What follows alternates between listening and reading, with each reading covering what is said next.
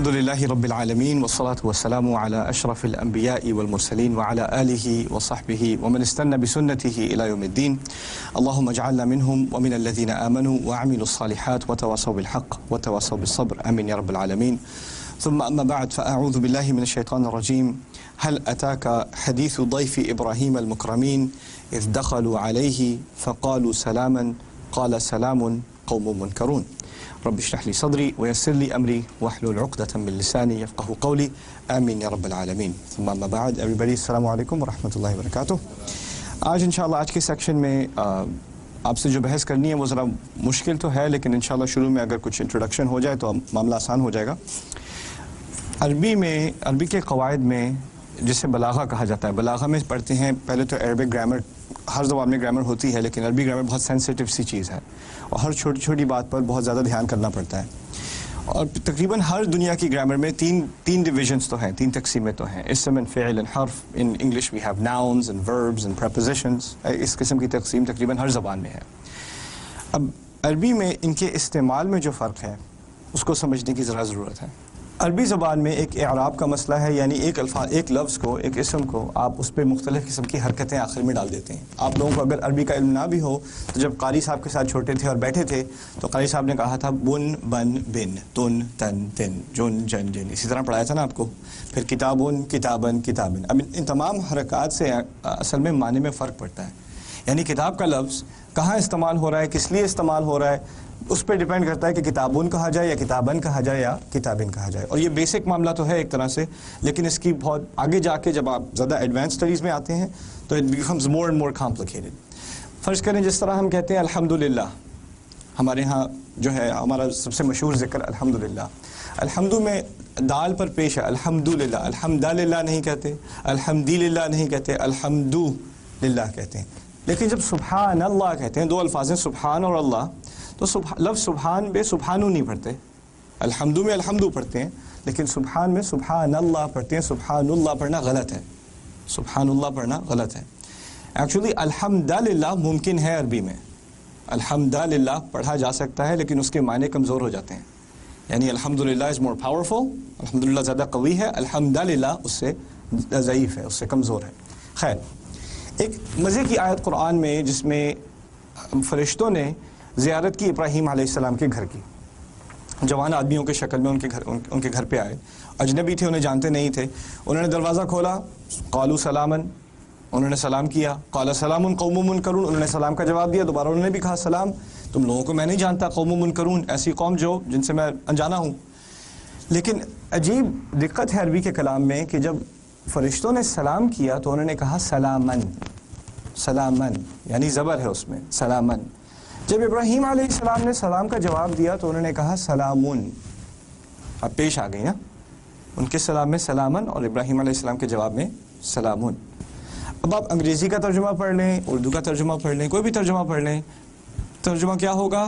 انہوں نے کہا سلام، ابراہیم علیہ السلام نے کہا سلام، یعنی اس سلام اور اس سلام میں کوئی فرق نہیں۔ اگر فرق واضح ہے تو کون سی زبان میں؟ عربی زبان میں فرق واضح ہے۔ تو اس سے فرق کیا پڑتا ہے؟ ٹیکنیکلی تو آپ کو میں گرامر کا درس دینے سے رہا، جو اس کی مصطلح عربی میں استعمال ہوتی ہے الفعل المحذوف، یعنی نسلمک سلاما، ہم آپ کی طرف سلام پیش کرتے ہیں۔ کہنے کا مقصد ہے جب سلامن کہا جائے نا، زبر کے ساتھ سلامن کہا جائے تو اس میں بات یہ ایک طرح سے چھپی ہوئی ہوتی ہے کہ ہم آپ کو اپنی طرف سے سلام پیش کر رہے ہیں، یہ صرف زبر سے ظاہر ہوتی ہے بات۔ It's a very deep concept, ٹھیک ہے نا؟ اسی طرح سبحان اللہ میں بھی زبر ہے نا، سبحان اللہ میں بھی زبر ہے۔ اس زبر میں یہ بات مضمر ہے، یہ بات چھپی ہوئی ہے کہ ہم اللہ تعالیٰ کی، اس کو اردو میں کیا کہیں گے، پرفیکشن، اللہ تعالیٰ کا کمال، اس بات کا اعتراف کرتے ہیں، یعنی ہمارے بارے میں کچھ بات کی جا رہی ہے، ہم اعتراف کرنے کو تیار ہیں، ہم سلام پیش کرنے کو تیار ہیں۔ جب بات زبر سے شروع ہوتی ہے نا تو ہمارے بارے میں ہو جاتی ہے۔ فَهَكَذَا نُسَلِّمُكَ سَلَامًا أَوْ نُسَبِّحُ اللَّهَ تَسْبِيحًا، یہ عربی میں جو اس کی جو شرح کی جاتی ہے وہ اس طرح کی جاتی ہے۔ اچھا خیر، انہوں نے اپنی طرف سے سلام آفر کیا، ابراہیم علیہ السلام نے سلامن نہیں کہا۔ اگر سلامن کہا ہوتا تو بات یہ ہوتی کہ میں تمہیں اپنی طرف سے سلام پیش کرتا ہوں، جس طرح تم نے مجھے اپنی طرف سے سلام پیش کیا ہے، اپنی طرف سے تم نے مجھے اس بات کی ضمانت دی ہے کہ تم کسی بری نیت سے یہاں نہیں آئے، تم سلامتی میں آئے ہو، تم میرے لیے بھی سلامتی ہی چاہتے ہو، اس کا مقصد ہے سلامن۔ انہوں نے یہ جواب میں نہیں کہا سلامن دوبارہ، یعنی تم بھی میری طرف سے کسی خطرے میں نہیں ہو۔ جب سلامون کہا جاتا ہے تو اس میں اپنے آپ کا کوئی عمل دخل نہیں ہے. سلامتی ہو، سلامتی ہو، کس کی طرف سے ہو اس کا کوئی ذکر نہیں، اس کی طرف کوئی اشارہ بھی نہیں، کوئی اشارہ بھی نہیں. سلامن ہو تو کس کی طرف سے اشارہ ہے؟ اپنی طرف سے. سلامن ہماری طرف سے سلام ہو. ان کی طرف سے جب انہوں نے سلامون کہا تو انہوں نے، کیونکہ اس میں کسی چیز کی قید نہیں ہے، یہ نہیں ہے کہ میری طرف سے ہو، تو ایسا ہے کلام کہ جس سے پہلے میں نے ذکر کیا تھا، تو التوسع فی المعنی، معنی کو وسیع کرنا. تو ان کا سلام ایسا ہے کچھ کہ میری طرف سے بھی ہو، اللہ تعالیٰ کی طرف سے بھی ہو، ملائکہ کی طرف سے بھی ہو، تمام خلق کی طرف سے تم پر سلامتی ہو. اللہ کرے کہ، اور انہوں نے سلام علیکم نہیں کہا، تم پر سلامتی ہو. اللہ کرے کہ واقعی ہمارے گھر میں بھی تمہارے آنے کی وجہ سے سلامتی ہو، جیسا کہ تم کہہ رہے ہو. امید ہے کہ ہمارے گھر میں بھی سلامتی ہوگی. یعنی ایک سلامون کرنے سے انہوں نے ہر طرف کے امن کی اور ہر طرف کی حفاظت کی دعا ایک دفعہ میں کر دی. اور یہ بات کرنی ضروری بھی تھی کیونکہ وہ اجنبی لوگ ہیں، ان کو وہ جانتے تو ہیں نہیں.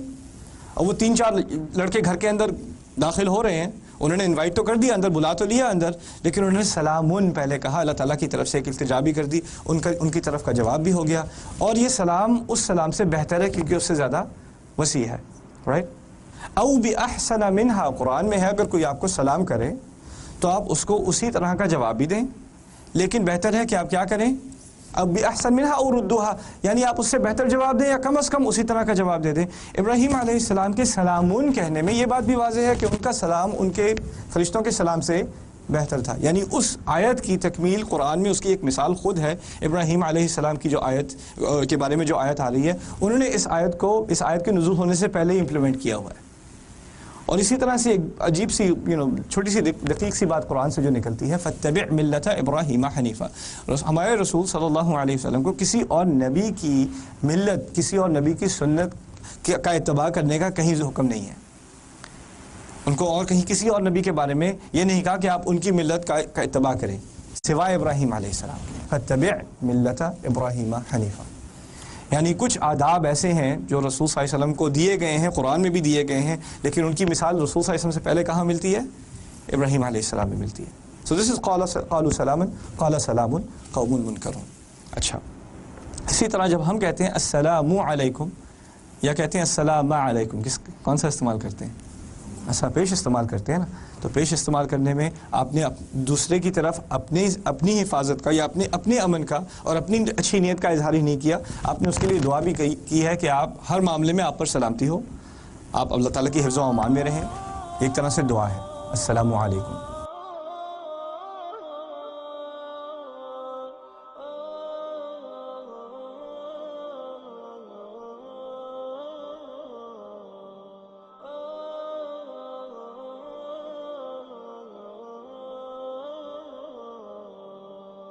يا حامل القرآن قد خصك الرحمن بالفضل والتي